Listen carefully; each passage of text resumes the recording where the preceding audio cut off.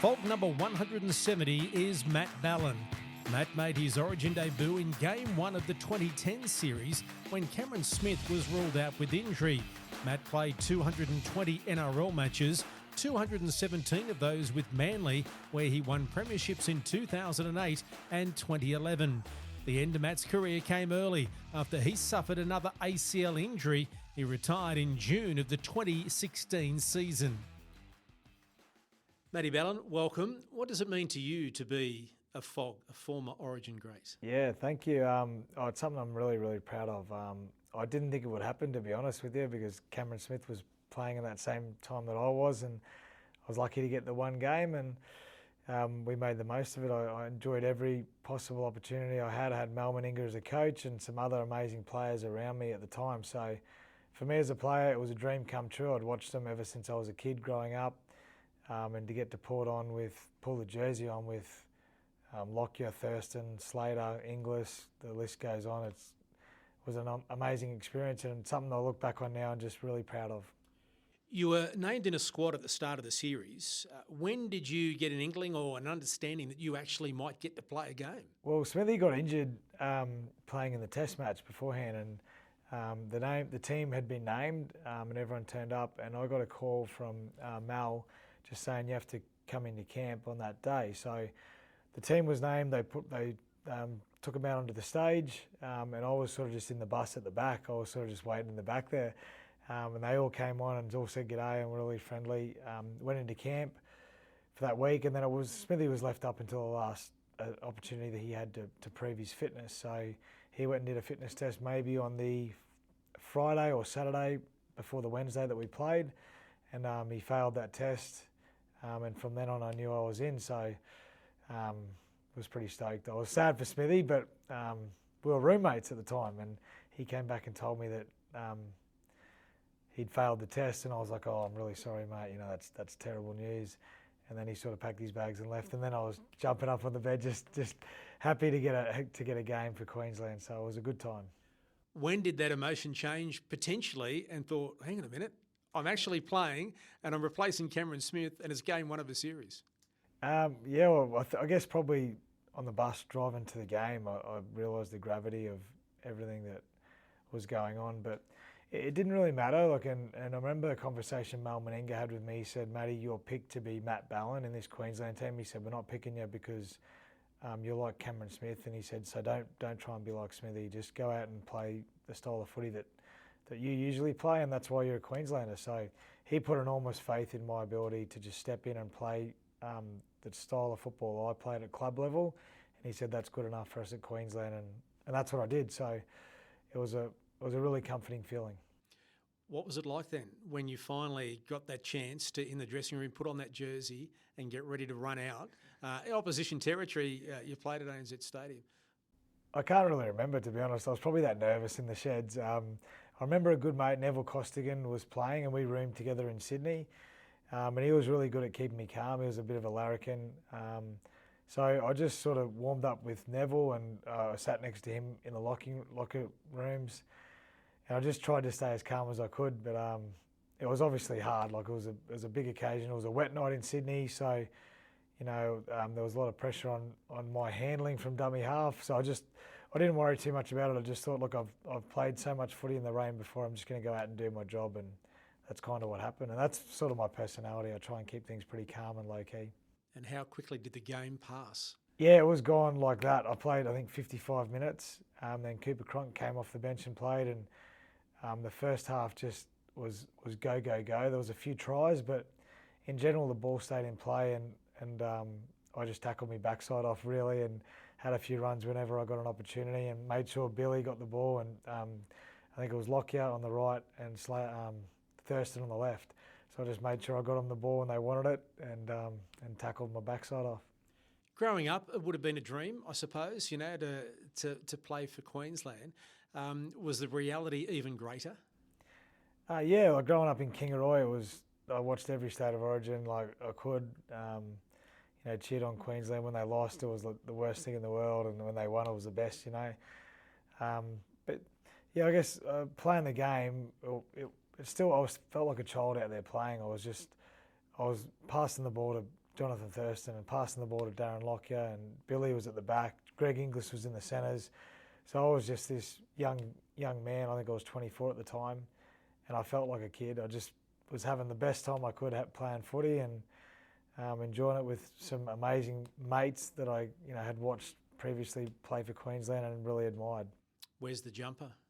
I've got it in a frame at home. So yeah, I got it. I didn't sign it. I didn't get anyone else to sign it. It's just a plain Queensland jersey at home, and obviously a really good talking point in our place, and something I'm really proud of.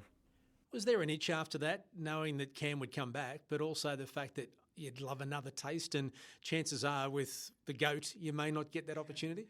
Yeah, I wanted more of that style of footy. It probably suited the way I played. I thought I just tackled hard, got the ball to the right people, and kept things pretty simple. So the game kind of suited the way I played more than club footy. But I remember after the game, Mal was the coach, and Cam was there, and he came up and just gave me a big cuddle and said, "Mate, well played. You played an awesome game." Then Mal came over and he saw us just having a chat, and he goes, "Oh, well played, Matty." He said that you played a really good game. I think you're going to keep the other bloke out of that position for the next game. And I said, "Break it up, Mal. If he's fit, he's going to be back no matter what." So it was just a good feeling, good little joke with Smithy and Mal, and he obviously he's played the most games for Queensland, and he's a fantastic player, and I've learnt a heap off him from that camp, and then also just playing in the same era as him, so I wouldn't change a thing. Do you sit back at all, Matt, and say, here's a young bloke from Kingaroy, you're a premiership winner, you're a State of Origin player, you're now a part of the coaching staff of the Queensland Origin side, and think, how did I get here? Yeah, all the time. I often... just after we had a camp on the weekend, I said that was one of the best camps I've had and the best experience, and I loved every minute of it. And the way I talk, I just sound like a young kid, like that is just still back in Kingaroy watching, Lockyer, Langer, Kevy Walters, Wally Lewis play footy, and just dreaming to be there. So now I'm actually here. I got to pinch myself and make sure I'm doing my job with these young men now.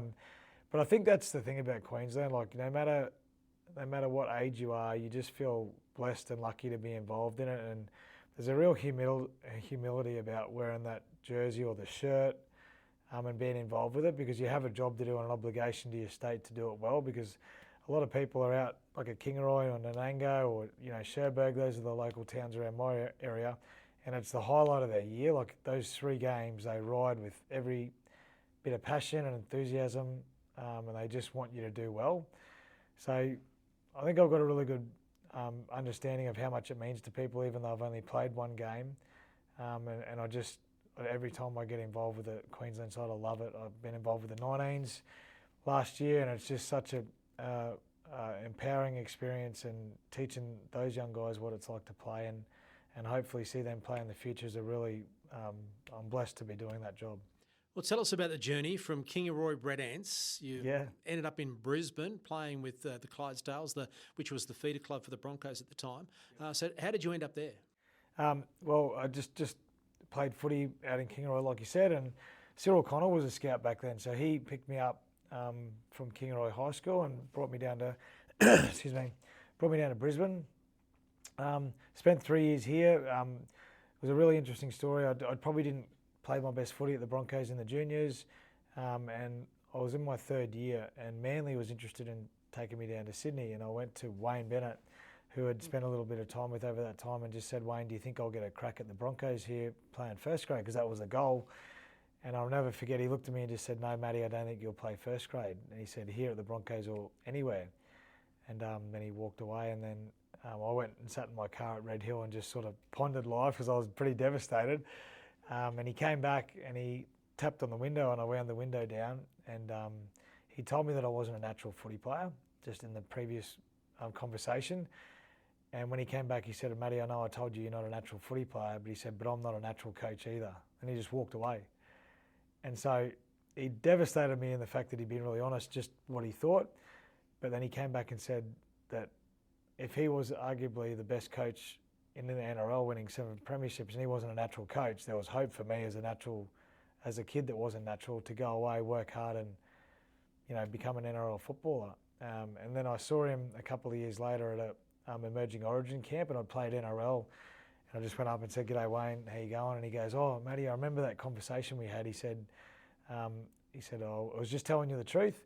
And he said, "I'm so glad you proved me wrong." And he said, "I was wrong. I told you what I thought." And he said, "I'm just so happy for you." And every time I catch up with him now, I don't see him very often. He often says to me, "I remember that time I told you wouldn't play NRL." And he said, "You proved me wrong, and I'm really proud of that." Well, what happened then when you got to Manly to make you an NRL player? Yeah, well, Desi Hasler happened probably. So he was a pretty tough coach, and we had some good players down there and other Queenslanders like Steve Bell. So those guys, I guess, took me under their wing, and I just worked hard at training, and eventually got my shot with Manly. So that was, the start of that journey towards playing that one Origin that I was lucky enough to play. We're also, luck does play a role in life, particularly a sportsman's life with injury and all that sort of stuff. But so too does ability and that great nucleus of a side. And that was another golden era for Manly, winning those 2 premierships. Melbourne, 40 points to 0. Yeah. Of course, Cam Smith was suspended for that grand final. And then 3 years later against the Warriors. What was it like riding that wave? It was awesome. Desi got the club going in a really good direction. We had some fantastic players. Steve Menzies was at the end of his career, but he was still playing really good football. There was blokes like Anthony Watmoe, Matty Orford, Brett Stewart, Glenn Stewart, Brent Kite, Jason King. We had a really good side, but they weren't always good players. It's funny, Desi used to say that the harder you work, the luckier you get, and that's what he did to all us as young players. He just made us work hard. He was really smart with his football coaching, but his main thing was if you don't work hard each day, then other people are out there working hard and they're going to get a jump on you. So he made us just have that mindset of working hard and being tough on each other. And then when we got to that first grand final, like you said, in 2008, we just put the foot down on Melbourne and they couldn't keep up with us. So it just comes back to that mentality around training hard and being consistent with everything in your life. And Des was great at that. And then we did it again in 2011 with a different side, but a young Cherry Evans, a young Kieran Foran coming through in the halves, and then more experienced, Brett Stewart and Glenn Stewart and forward pack. So it was a very different way we played, but both the same work ethic that Des had instilled was always there. And then I suppose the bad luck, if you look at it that way, you left Manly, salary cap, etc., and it just didn't work at the West Tigers. Injury raised its ugly head. Is that one of the big disappointments for you when you look back and you played Origin, you've won premierships, but you weren't able to finish on your terms? Yeah, it's probably one of the worst feelings I've had, just not being able to do what you usually do on the field. And obviously as you age, your output of physical exertion drops off a little bit. But yeah, I just couldn't get on the paddock at the Tigers. I tried really hard. I found that Tigers really enjoyable in 2016. We had Jason Taylor was our head coach, and we had a really good group of players. Young Mitch Moses, Tedesco, Luke Brooks, Aaron Woods. There was a really good nucleus of players. And we finished 9th that year. I think there was a few dramas off field, but we finished 9th, and we were really unlucky to miss out on the finals. So we had a real good crack at the year. And the leadership group was great. I was in the leadership group, and even though I couldn't play, I was trying to work hard on all the young guys coming through and teach them a few of those lessons I'd learned at Manly and at the Broncos. And yeah, we just missed out on the finals, and I didn't get on the field till the following year. But yeah, it was probably a real challenging time in my career, just because early on I'd played 182 games in a row, so I prided myself on whether you're busted just being on the footy field and given. If it was 80 minutes, it was 80. If it was 50, it was 50 solid minutes. And so I just couldn't get on the field there at the Tigers. So I felt like my output on the field was pretty poor, but I tried to work off the field and try and bring the young guys through and teach them how to train hard. When you look back on your career, satisfied? Yeah, I am, because I know that I didn't have anything left in my body to keep playing. I know at Manly I gave everything I could. I know at the Broncos where I started, I gave everything I could and had every opportunity given me to play the best footy I could. And the same goes for the Tigers. I tried as hard as I could, came back from 2 ACLs, then my other knee played up, so it was just wasn't meant to be to get back on the field there. So I think that's the way I played footy. You know, I played 80 minutes most weeks. If I didn't play 80 minutes, I knew I was playing 50. I'd gas out at 50 and that'd be it. I wouldn't have anything left in the tank. So I'm very satisfied with my career and probably very grateful for the amount of people and good people that I met along the way. Favourite player to play with? Oh, probably it's a hard one, this one, because I spent a lot of time at Manly and got a couple of really good mates that are still there. It'd probably have to be Jamie Lyon or Brett Stewart or Glenn Stewart. I could name a fair few, but Jamie Lyon, because he was such a natural footy player, he was just like, put him at 5'8", put him at centre, he'll catch pass like no one else has done and put people away. He had a flick pass for his winger. He was my roommate too off the field, so we had a few good times off the field. Brett and Glenn Stewart were just freakish players. They could do things that no other player could do, Brett especially. But Glenn, you know, in the 2011 grand final, he grubbed it out of our 20. We got the ball back and scored the next play. So it just takes, you know, pretty good steel, like nerves of steel, to kick a footy in your own 20 in a grand final and not have any guarantee to get it back. So he was a great player. So I'd say probably those three would be mine: Jamie Lyon, Brett Stewart and Glenn Stewart. Is there one moment from your career, individual moment, that sticks out above others? Not really, to be honest. No, I mean, debuts are great for individual things. Origin's great for individual things. But the moment for me I guess the moment for me that sticks out is 2008, when all that work that we spoke about under Des, like that hard training sessions of bashing each other on the beaches, it all culminated in a win on that day. And, you know, Steve Menzies was a legend of the club. We sent him out victorious 40-0 in a grand final, and he was so grateful. He said, I remember him saying before the game, it's not about me, this is about the club. But it was always about Beaver, because he didn't make it about him, but we were just like, Beaver, we're going to send you out a winner here. So for me, that was probably the special moment, the win in 2008. Biggest influence on your career? Oh, geez. I mean, when you come into NRL systems, there's lots of people in that system that have a lot of impacts on your career, but probably my dad for me. Like, he was great for me growing up. I used to road run with him, and just I learned a lot about managing, you know, your breathing when you're running, and managing your thought process when you're actually out there running, like the little monkey that's on your shoulder telling you to stop. Like, all those little things would come back to childhood and those memories that I had from that. We used to run at Kingaroy up this mountain called Mount Warrulan, and it was a steep mountain, and it was right at the end of your run. So you had to sort of pace yourself, but then you'd be going up this hill and you had to manage your breathing, manage your legs.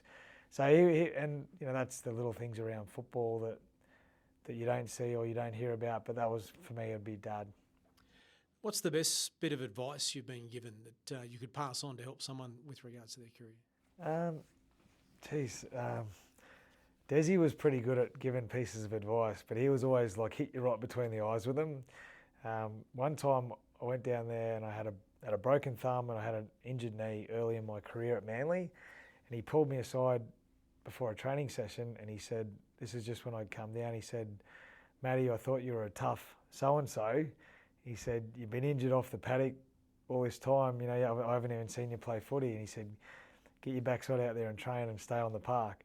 So that was probably just a wake-up call, and the way he delivered things was really effective. But for me, the message was just to be tough and challenge yourself and always ask more of yourself. That's what he did, and I'd probably pass that on. I know I talk to my children about being, you know, mentally strong and challenging yourself and working hard and pushing the limits of what you can do and finding out where where the ceiling is. So I'd say that'd be a good piece I could pass on. Is there one player in history, one player that you never got to play with, that whether it be past, present, or even now future, that you'd love to play one game with? I'm just thinking, when I was growing up, I loved watching Darren Smith play. You know, obviously a great Queenslander. He was playing for Canterbury, the Bulldogs, and obviously Brisbane, a couple of different stints. I would have really loved to play with him, and it was for no reason, like, he wasn't a flashy player, as you all know. Like, he was just a player that you could rely upon. He'd play in the centres, he'd play back row, he'd play hooker or wherever you needed to. I loved watching him play, and if I got a chance to play with him in his prime, I reckon that would have been like the bee's knees for me. Who was the favourite player to play alongside of in your career? Favourite player to play alongside of? One of those three I mentioned before: Jamie Lyon, Brett Stewart, or Glenn Stewart. But the guy that was a real enforcer was Anthony Watmoe. When you played next to Anthony Watmoe, you knew you were safe. If there was a blue on, he'd be the first one in there, and he'd have everyone's back on that footy field that was wearing the same jumper as him. Last question, if you had the opportunity to play one game again, yeah, which game would you choose? Would it be the Origin or one of the grand final wins? Oh, geez. Or is that like asking who's your favourite child? Yeah, it is a bit like asking who's your favourite child. I mean, yeah. If I'm being completely honest, it'd be the 2008 grand final. Like that in the State of Origin, are two very close games, and then the third would be that second grand final. But yeah, the 2008 grand final, like everything just aligned for us. The stars aligned. We had to work really hard to get that 40 points on the board. At half time, it was 8-0. So we put 32 points on in the second half. But yeah, 2008 grand final's the day I'd love to relive. Thanks for your time. Cheers. Thank you very much.